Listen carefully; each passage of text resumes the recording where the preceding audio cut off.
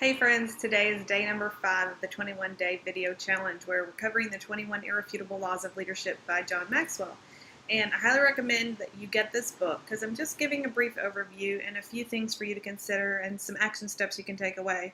But there's a lot more in the book that I think you'll find valuable, so I would highly encourage you to get it and read it. It's available on Amazon, it's available on John Maxwell's website, it's also available at Barnes & Noble, any of your online retailers or in person. So it's also like at every single airport, where you walk by the bookstore. It's usually on that corner, that four-way book thing at the end.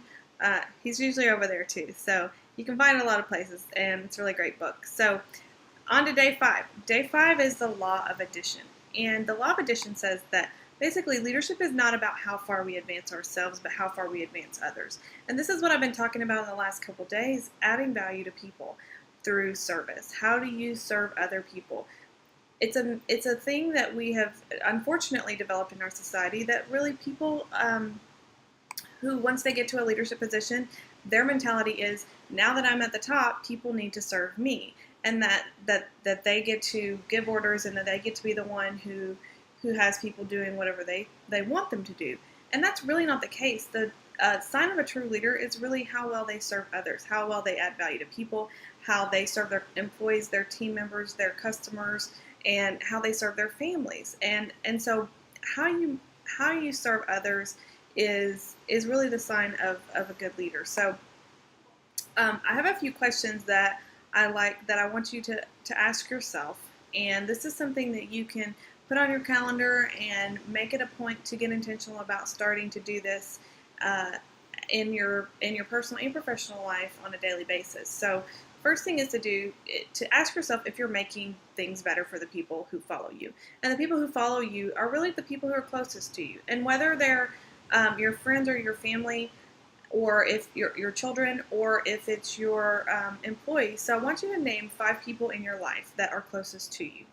And next to each person's name, write 3 ways that you can show them that you care about them. If you don't have 3 ways then that you already are doing and that you show them that you care and that you value them on a daily basis, then I would encourage you to write down 3 ways that you would like to start. And another resource for how you can understand the people closest to you, where get to know what they like and how they like to be served and how they like to be shown that you care about them, is through learning what their love language is. And the 5 love languages by Gary Chapman is a really good tool to do that. So there's actually an online test you can take that talks about the 5 love languages, and it tells you what yours are, and you can have even people in your organization take it. And there's another one about the 5 levels of it's the 5 languages of appreciation that you can apply to work. But I think the love languages work either way. So knowing what it is that they like and how they want to be appreciated and ways that you can add value to them. So do that for the 5 people closest to you in your personal life and the 5 people in your business that are closest to you. Whether they're people that you lead or people that are even above you or below you, I really believe that we're leading people all around us. So it could be just the 5 people that you interact with the most at work. So putting that down and getting intentional about it and asking yourself every day how you can show them that you care, how you can add value to them, is one of the ways that you can practice the laws of addition. The other thing is, think about what the difference is between a leader and a manager and how we view the way that we work with the people around us. Do you think that they work for you, or do they work with you? Do you know them personally? Do you have a relationship with them? Do you have an open door policy where they can come to you and they can ask you questions, or they can come to you with concerns? Some of the best leaders that I've ever worked for were always available. It was a no-brainer and nobody ever felt comfortable. There wasn't this wall between us where I didn't feel like I couldn't come to them with any questions or say what I really thought about something. And that's a really good sign that the person actually cares about you, that you've built the relationship with them, and that you know that they're there to add value. So leaders who have open door policies and who get to know their employees are adding value to them.